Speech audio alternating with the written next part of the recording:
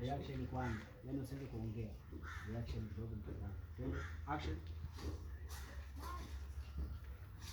Da.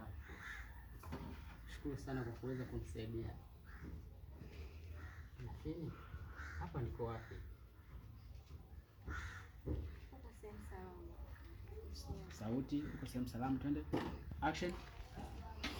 Uko sehemu salama, usijali. Usikimbize. Twende action. Uko sehemu salama, usijali. Sawa. Naomba unionyeshe njia niweze kuondoka nyumbani.